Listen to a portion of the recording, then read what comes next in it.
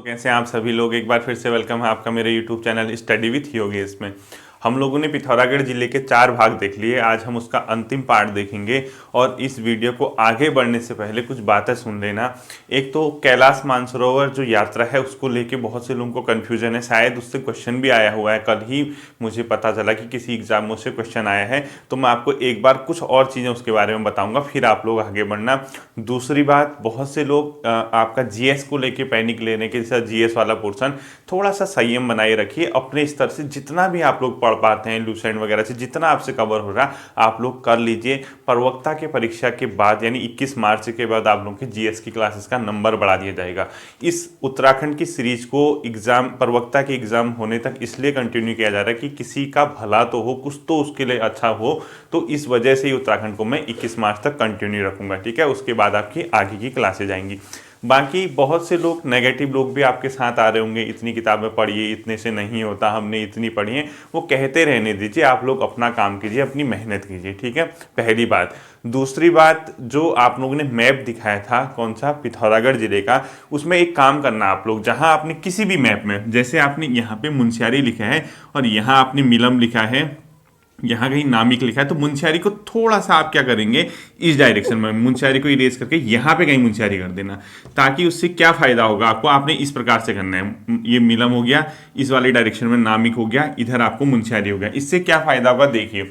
अब exact location तो possible नहीं है कि हम हाथ से ड्रॉ की जाए। इससे ये हो सकता है कि कभी अगर, क्योंकि यहाँ पे मुनस्यारी फेमस जगह है, और अगर आपसे कभी ये क्वेश्चन पूछ दिया जाए कि जो नामिक ग्लेशियर है मुनस्यारी के कहाँ पड़ेगा, उत्तर में, दक्षिण में, पूर्व में, उत्तर पश्चिम में, इस प्रकार से अगर कभी क्वेश्चन आगे आएगा, नहीं मैं जानता हूँ, लेकिन क्या पता कहाँ कौन सा चीज हो जाए, तो वहां पे आपका काम आएगा। यानी आपने किया होगा ऐसा, देखो यहाँ आपने मिलम दिखाया होगा, यहाँ आपने मुनस्यारी दिखाया होगा, यहाँ पे आपने नामिक दिखाया होगा, तो आपको मुनस्यारी को इरेज करते हुए मुनस्यारी इधर कर देना है, ठीक है। तो आपका बाकी सब सही है।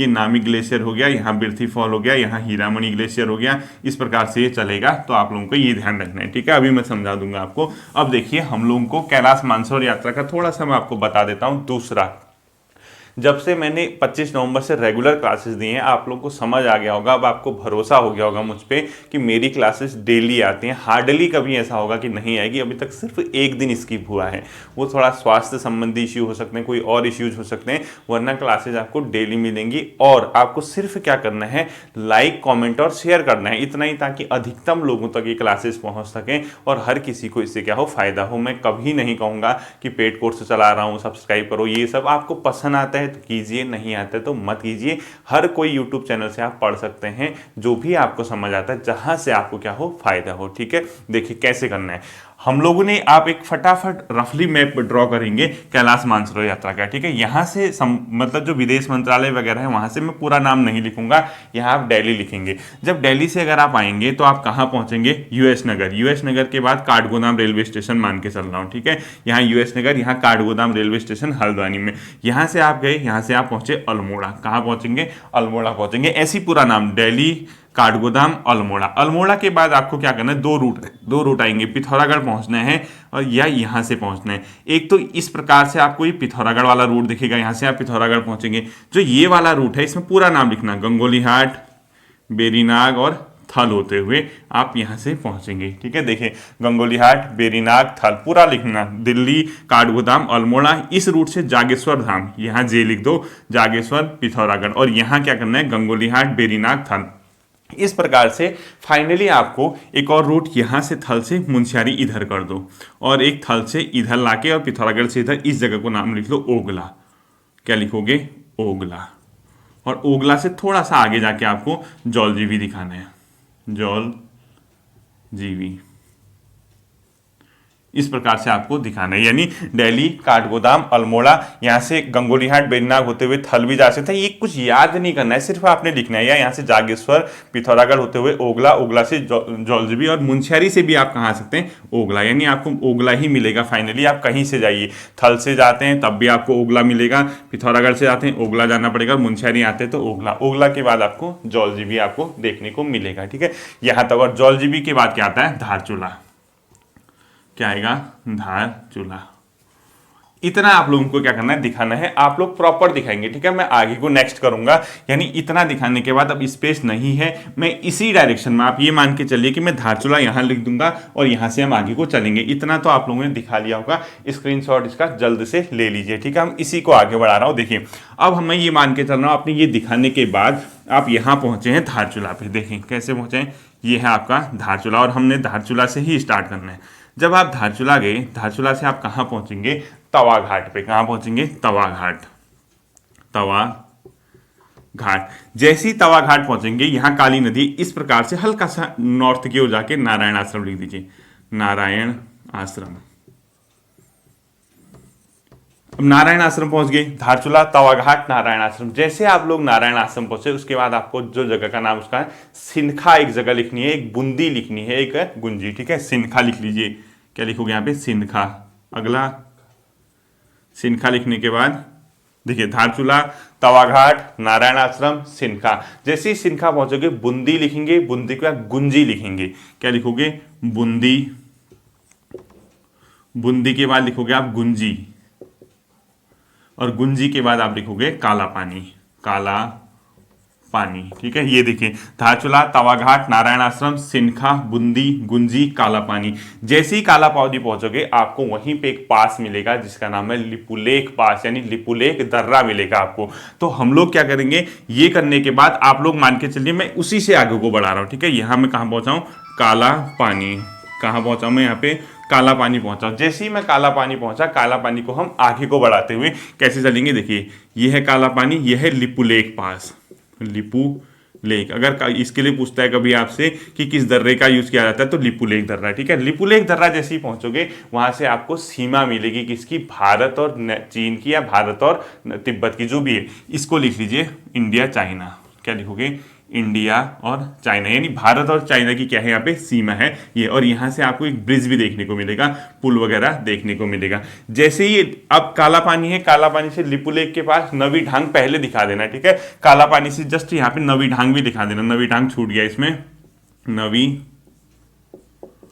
नवी ढांग दिखा देना। नवी ढांग के बाद आप कहां पहुंचोगे, लिपुलेख पहुंचोगे। नवी ढांग पहुंचते ही आपको लिपुलेख जाना है।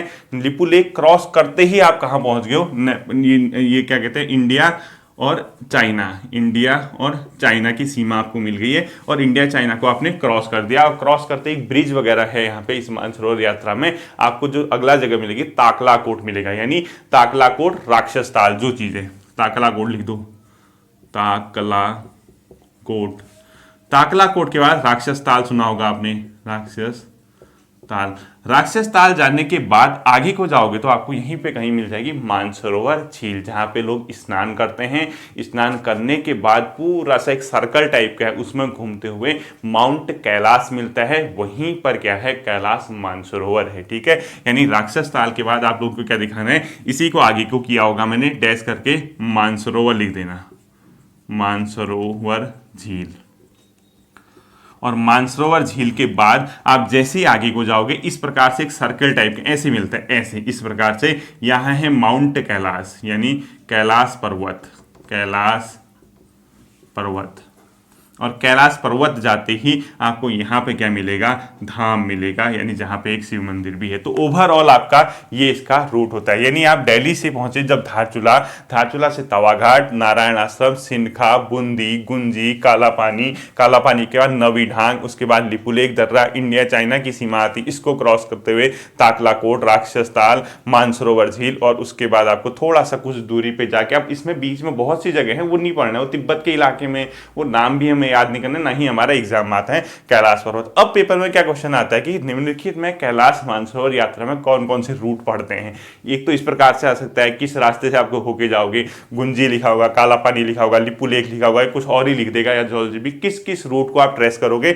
दूसरा, कैलाश मानसरोवर के नजदीक कौन से स्थान है, तो आप लोग ध्यान देखना, सबसे दूर कौन सा होगा, इनमें से धारचूला, उसके नजदीक तवाघाट, उसके बाद नारायण आश्रम, उसके बाद सिनखा, उसके बाद बूंदी, फिर गुंजी, फिर काला पानी, उसके बाद नवी ढांग, लिपुलेख दर्रा, ताकलाकोट, राक्षसकाल, मानसरोवर वगैरह मिलकर आपका कैलाश मानसरोवर पहुंचता है। ये आपका किसका रूट है? कैलाश मानसरोवर यात्रा का। तो पूरा रूट आप लोग ध्यान रखिए, ये है आपका, देखिए इसको स्क्रीनशॉट ले लीजिए। मैं इससे आगे को हेडिंग डालनी है, उत्तराखंड में पिथौरागढ़ जिले के प्रमुख मंदिर हेडिंग डालिए और इसको आप जल्द से क्या कीजिए, स्क्रीनशॉट ले लीजिए। देखिए क्या होता है, हेडिंग डाल ली होगी प्रमुख मंदिर। अब हमने क्या करना है, पिथौरागढ़ जिले के प्रमुख मंदिर देखने हैं कि यहाँ कौन से हैं। अब देखिए बहुत से मंदिर हैं, पेपर में आना एक है, आएगा ना आएगा कोई भरोसा नहीं है। पूरे उत्तराखंड में से 1 या 2 मंदिर पूछता है, किसी भी जिले से संबंधित हो सकते हैं, लेकिन कम से कम एक धार्मिक स्थल है, हमें पता होना चाहिए। नहीं भी पेपर में आता है तो अगर कभी हम ये सोचें चलो कभी घूमने का मौका मिलेगा, आपको इस प्रकार से मैं जिला सीरीज पढ़ा रहा हूँ, आपको खुद लगने लग गया होगा कि यार हम इसी इलाके के हैं। ठीक है,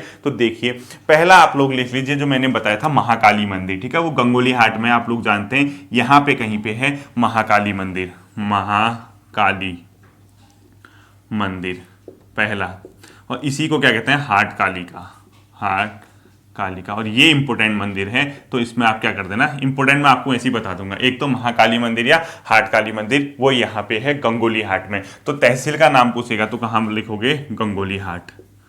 गंगोली हाट, आप अब खुद आपको पता है कि गंगोली हाट कहाँ है, यहीं पे है।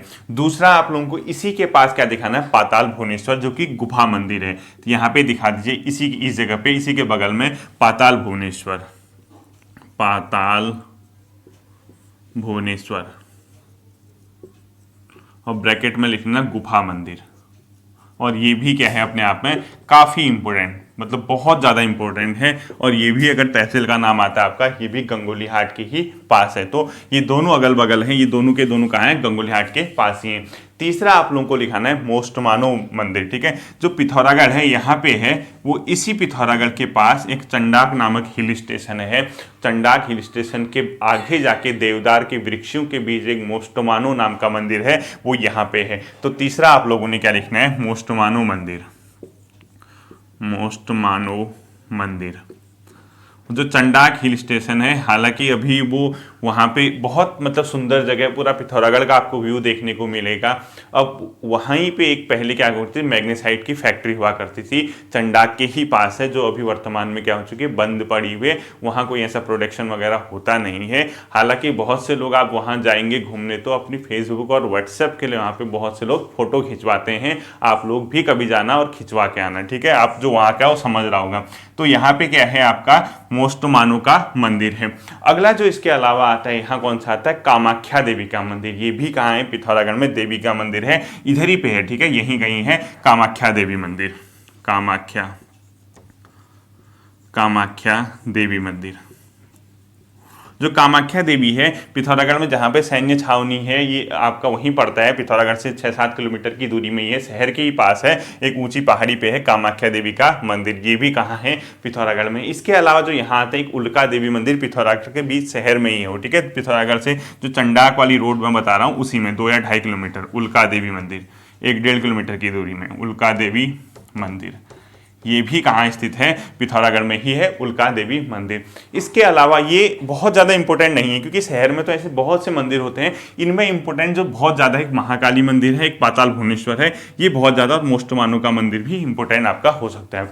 इसके अलावा जो यहाँ पे मंदिर है, एक जयंती मंदिर, जिसको ध्वज मंदिर भी कहते हैं, वो जो पिथौरागढ़ से कनालीसीना की ओर जो रोड जाती है, उसी में कनालीसीना के पास एक टोटाम नाम की जगह पड़ती है, टोटानोला टाइप की, उसी से 2 या 3 किलोमीटर ऊंचाई में एक बहुत ज़्यादा क्या है, मतलब पहाड़ी हाइट पे वो इलाका है। वहां पे मैं खुद भी व्यक्तिगत रूप से उस मंदिर पे गया हूं, जयंती मंदिर या ध्वज मंदिर। उसको भी आप कहां दिखा देंगे, इस इलाके में दिखा देंगे।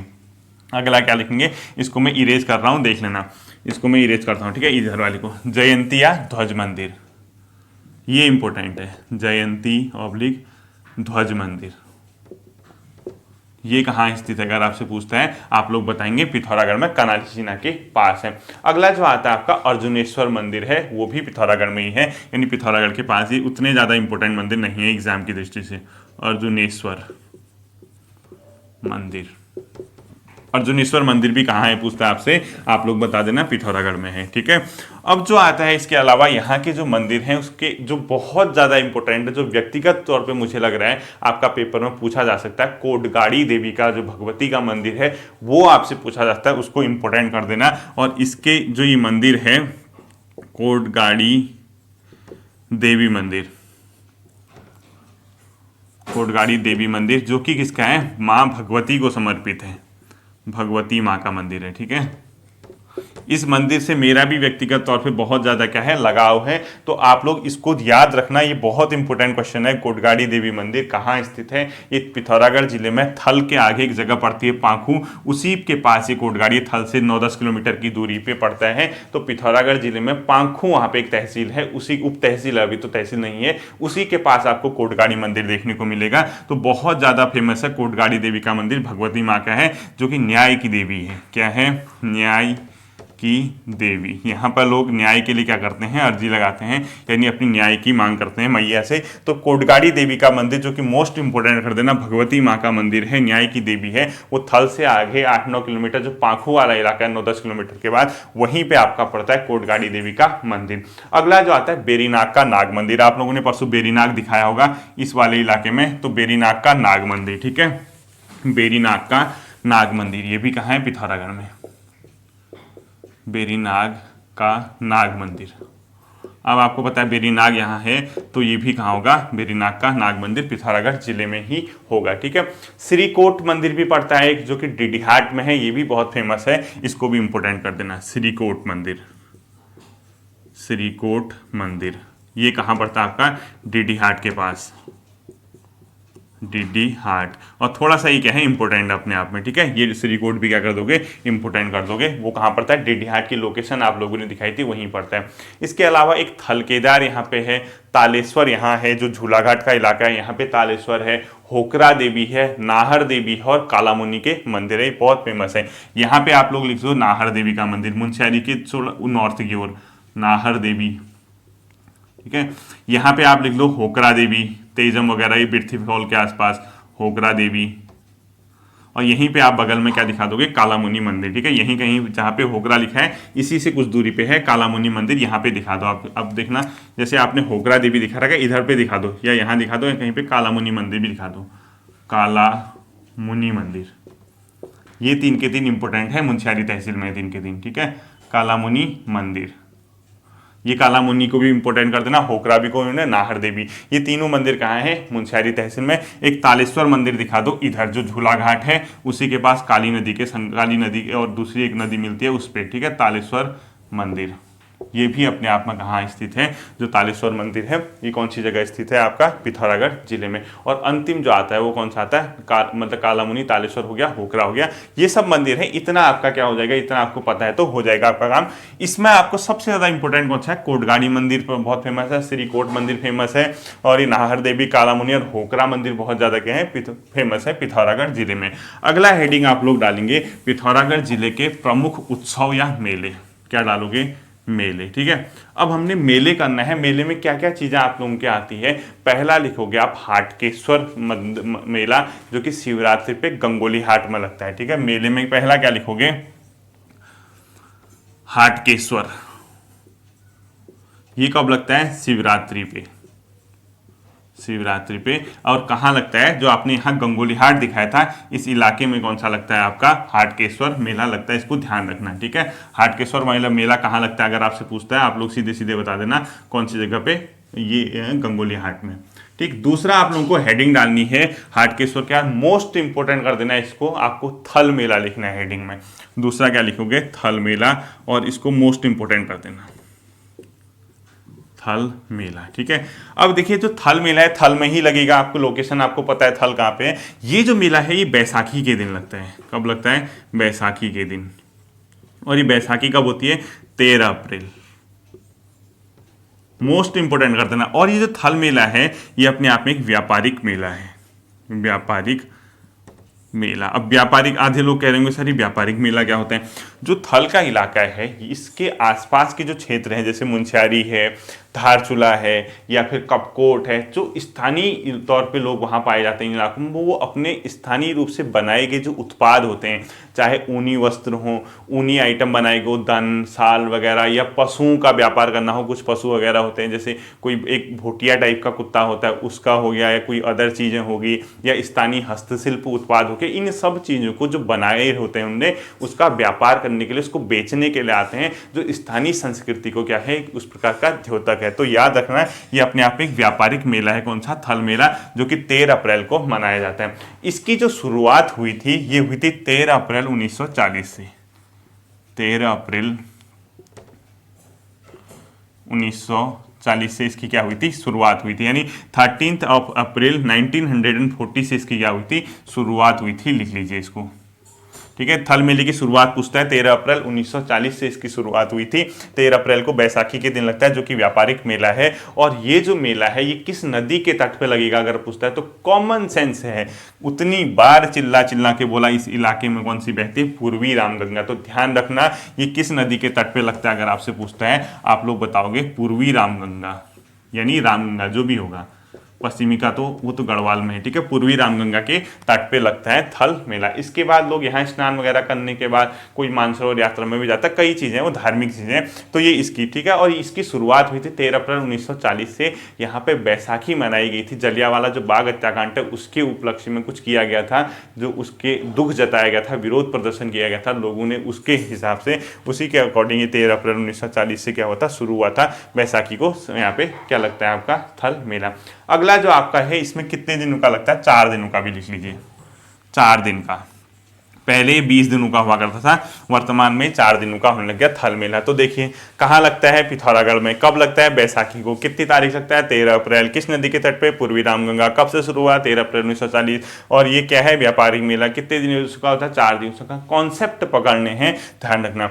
ये पूरा आप लोगों ने नोट कर लिया होगा, ठीक है। मैं इसको इरेज करता हूँ। देखिए उसके बाद जो अगला है उसको सुपर इंपोर्टेंट कर देना, जौल जीविका मेला। उसको क्या कर दोगे? और भी इंपोर्टेंट कर दोगे, ठीक।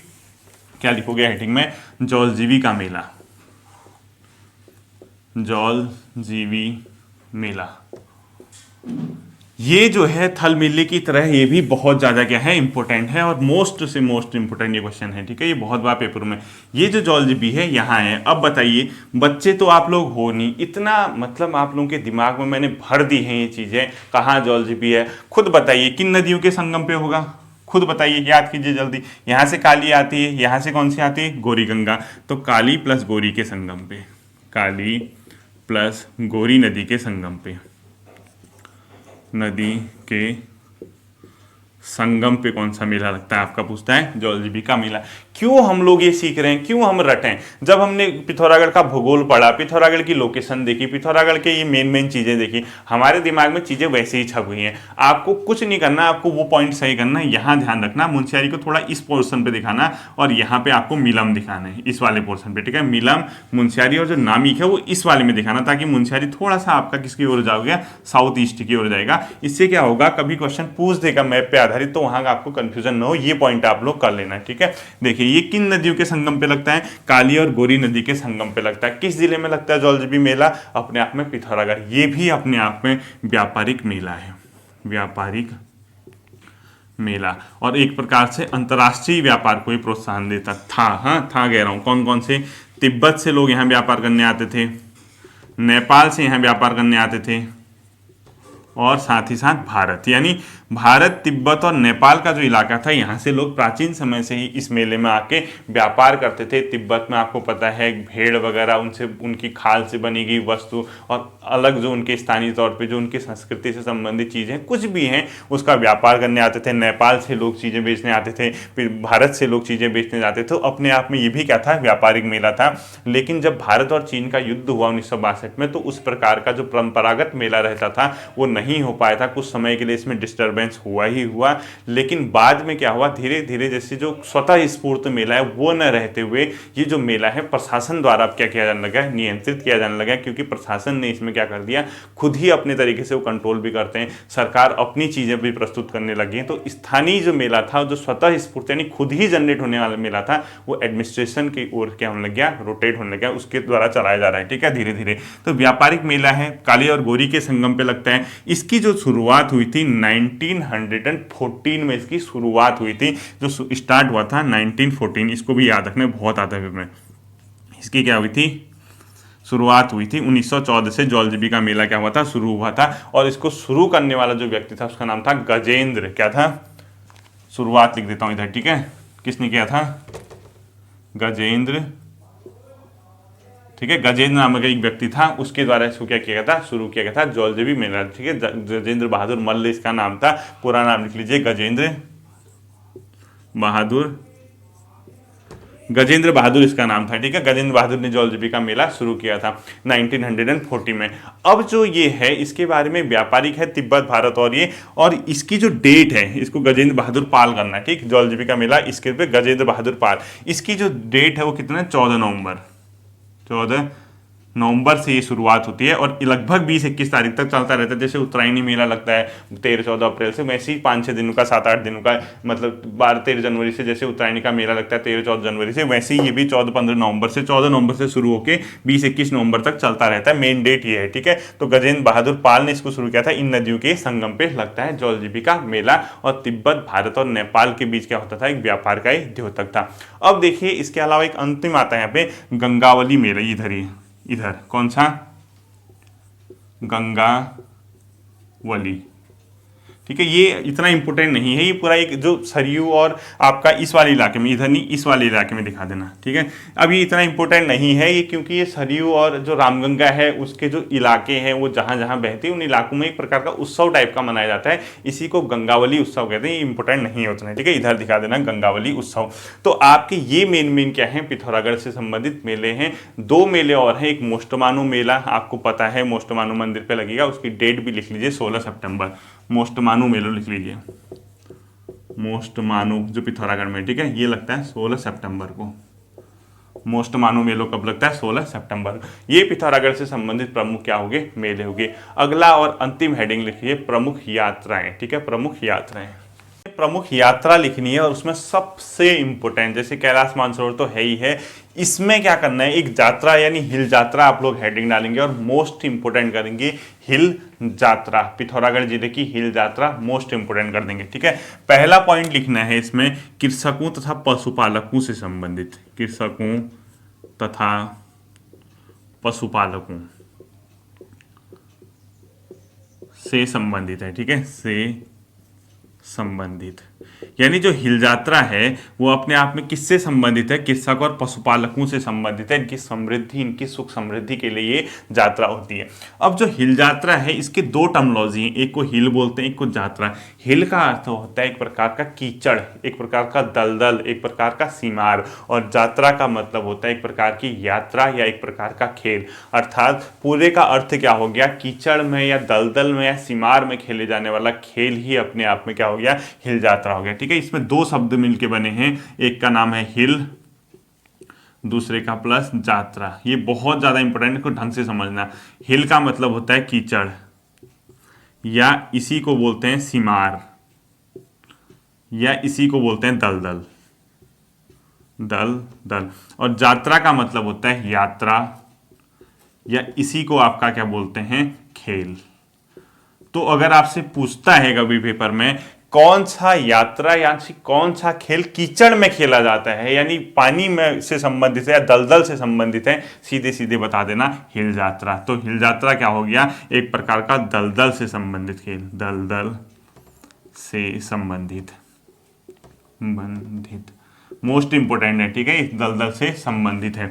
तो अब जो हिल यात्रा है ये कब होता है, ये मुख्यतः वर्षा ऋतु में होता है, जब पानी होता है वहां पर्याप्त मात्रा में, जब धान की रोपाई हो गई होती है, उसके बाद ये कौन सी यात्रा निकलते, हिल यात्रा। तो क्या लिखोगे, वर्षा ऋतु में, वर्षा ऋतु में। वो वर्षा ऋतु में भी कब होगा इसका, जब अपने आप में धान की रोपाई के बाद, धान की रोपाई के बाद, ये कब होता है, धान की रोपाई के बाद होता है। इसको ध्यान रखना, हिल जाता है। ठीक है, इसके अलावा इसके बारे में जो अगला फैक्ट है वो आप लोग देखें।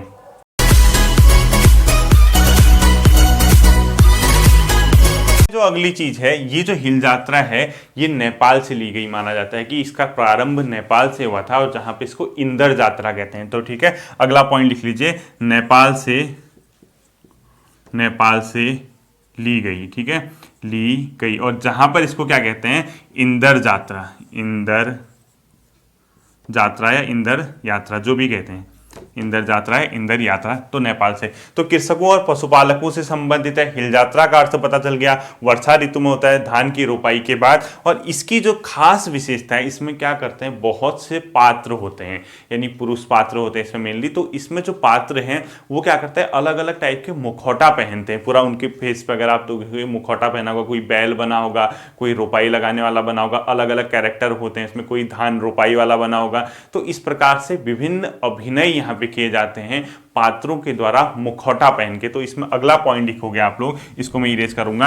अगला पॉइंट लिखोगे, पात्रों द्वारा, विभिन्न पात्रों द्वारा मुखौटा पहनकर अभिनय किया जाता है। क्या लिखोगे, अभिनय, यानी उनका रोल होता है इसमें, अभिनय। तो विभिन्न पात्रों द्वारा मुखौटा पहनकर इसमें अभिनय किया जाता है। और मुख्यतः पिथौरागढ़ जिले के कुछ हिस्सों में, जैसे अगर मेन सिटी की बात करोगे, वहाँ पे एक कुमौड़ गांव है, एक बजेटी गांव है, उन इलाकों में ये होता है। इसके अलावा आउट ऑफ सिटी भी कुछ इलाके हैं, वहाँ पे भी ये होता है। तो उतना नहीं देखना है हमने। तो विभिन्न पात्रों द्वारा मुखौटा पहनकर अभिनय किया जाता है। इसका जो मुख्य पात्र होता है उसको बोलते हैं लखिया भूत। अगर क्वेश्चन आ गया वहाँ सब के सब टपक मत जाना पिथौरागढ़ वालों के अलावा, क्योंकि जो पिथौरागढ़ का है, जो वहाँ बिलोंग करता है, उसके लिए तो उंगलियों का खेल है। वो रोज हमेशा हर साल ही देखते हैं इस चीज़ को, बहुत ज़्यादा भीड़ भी लगी रहती है, बहुत मज़े भी आते हैं, मैंने व्यक्तिगत रूप से भी उसको देखा है। तो उसमें मुख्य पात्र जो कहलाता है लखिया भूत कहलाता है। तो अगला पॉइंट लिख लीजिए, मुख्य पात्र क्या कहलाता है इसका, लखिया भूत, लखिया भूत कहलाता है इसका जो मुख्य पात्र है। तो अगर पूछता है किस यात्रा में मुख्य पात्र लखिया भूत कहलाता है, आप लोग बताओगे हिल यात्रा में कहलाता है। और इसमें एक प्रकार का स्वांग नृत्य किया जाता है। कौन सा नृत्य भी किया जाता है, स्वांग नृत्य भी किया जाता है, स्वांग नृत्य, ठीक है। इसमें क्या भी किया जाता है, स्वांग नृत्य भी किया जाता है हिल यात्रा में। और एक प्रकार का मुखौटा नृत्य भी है। तो मुखौटा पहना होगा तो खुद ही क्या हो जाएगा, मुखौटा नृत्य, मुखौटा। बहुत बढ़िया है। अगर आप लोगों को देखना है, आप लोगों से तो मैं रिक्वेस्ट करता हूँ आपने देखना चाहिए, यूट्यूब पे जाके हिल यात्रा डालना, आपको कोई ना कोई वीडियो जरूर मिल जाएगी, देखना, बहुत अच्छी चीज़ है। आपके कॉन्सेप्ट भी समझ आ जाएंगे और आपको समझ आ जाएगा किस प्रकार का यहाँ पे चीज़ें होती हैं। तो ये अपने आप में क्या था, हिल यात्रा के बारे में इसके वो थे पॉइंट। तो अगला जो आता है आपका, उसको बोलते हैं द्योरा यात्रा या द्योरा यात्रा। तो अगला हेडिंग डाल दीजिए द्योरा यात्रा। क्या डालोगे, द्योरा यात्रा, द्योरा यात्रा। ये भी किस जिले से संबंधित है, अगर आपसे पूछता है आप लोग बता देना, पिथौरागढ़ जिले से ये संबंधित है, जो कि पिथौरागढ़ के कुछ इलाकों में ये होती है। एक प्रकार की देव यात्रा है। तो पहला पॉइंट लिखो, पिथौरागढ़ जिले से संबंधित। दूसरा पॉइंट लिखो, एक प्रकार की देव यात्रा। तीसरा पॉइंट लिखोगे, इसमें जो यात्री होते हैं 1.5 साल तक, 1.5 ईयर, ठीक है, 1.5 वर्ष तक विभिन्न देवों की यात्रा करते हैं, मतलब विभिन्न मंदिरों की यात्रा, विभिन्न मंदिरों की यात्रा करते हैं। और जो यात्रा होती है इनकी कैसी होती है, वो नंगे पांव होती है, नंगे पांव वो यात्रा करते हैं, यहीं विश्राम करते हैं। लंबी यात्रा है। तो द्योरा यात्रा का संबंध भी पूछेगा तो आप लोग बता देना पिथौरागढ़ से, ठीक है। और अगली चीज जो है यहाँ पे है कंडारी उत्सव, भी लिख लीजिए आप, वो मैंने बताई नहीं आपको, आप लोग लीजिए कंडारी उत्सव किस जिले में मनाया जाता है। तो आप बता देना सीधा सीधा, ये मोस्ट इंपोर्टेंट कर देना इसको, कंडारी उत्सव पिथौरागढ़। और ये खास जनजाति द्वारा मनाया जाता है, 12 वर्षों में होता है एक बार, 12 वर्ष में, 12 वर्ष के अंतराल में लिख देना, के अंतराल में भोटिया जनजाति, ठीक है। मुख्यतः ये भोटिया जनजाति का है। आपको मैं जनजाति वगैरह जब पढ़ाऊंगा आपको सब समझ आ जाएगा। भोटिया जनजाति द्वारा कंडारी उत्सव आपका मनाया जाता है, पिथौरागढ़ जिले से संबंधित है। तो ये सारे फैक्ट किसके बारे में थे, पिथौरागढ़ के। 2 फैक्ट और बचते हैं। एक तो मैं आपको पढ़ा चुका हूं, अस्कोट वाइल्ड लाइफ सेंचुरी, यानी जो अस्कोट की लोकेशन आपने दिखाई थी, वहां आपको पता होगा कि अस्कोट वन्यजीव अभ्यारण्य, लिख लीजिए अस्कोट वन्यजीव अभ्यारण्य, वाइल्ड लाइफ सेंचुरी, वन्यजीव। कब बना था ये, 1986 में। और किस जिले में, अगर आपसे पूछता है, अस्कोट वन्यजीव अभ्यारण्य पिथौरागढ़ जिले में। अलग अलग चीजें यहाँ पे देखने को मिलती है, हिरन वगैरह सब चीजें हैं इसमें भी। और अंतिम जो है पंडित नैन सिंह रावत, इसको भी लिख लीजिए, पंडित नैन सिंह रावत, माउंटेनरी माउंटेनरी प्रशिक्षण यानी ट्रेनिंग, हाँ, सेंटर, केंद्र, ये कहाँ है? मुनस्यारी में। कहाँ स्थित है? मुनस्यारी में। पंडित नैन सिंह रावत माउंटेनरी प्रशिक्षण केंद्र या ट्रेनिंग सेंटर जो है नैन सिंह रावत का, वो कहाँ, अगर आपसे पूछता है आप लोग बता दोगे मुनस्यारी जिले, मुनस्यारी में, पिथौरागढ़ जिले के। ठीक है, ये आप लोगों का टोटल क्या था, पिथौरागढ़ जिले का एक प्रकार का ब्रीफ आइडिया समझो या डीप आइडिया समझो, जो भी समझते हो। जिसे आता होगा उसको तो कुछ नहीं लगा, जिसको नहीं आता होगा, बहुत से लोग ऐसे हैं जिसको ये सीखने को मिला होगा, अच्छा लगा होगा। उम्मीद करता हूँ आपको जिला पिथौरागढ़ भी समझ आया होगा, आपको बहुत हेल्प हो रही होगी पढ़ने में। आप लोग रिवाइज कीजिए, इसको लाइक, कमेंट और शेयर कर देना, ताकि जो मेरा मकसद है अधिकतम ग्रामीण इलाकों तक पहुंचने का, वो सफल हो सके। फिर मिलते हैं आप लोगों के साथ अगले जिले के साथ। कल संडे है, लाइव क्विज में 4 बजे आप सभी लोग मेरे साथ मिलेंगे। तब तक ध्यान रखिए। Thank you.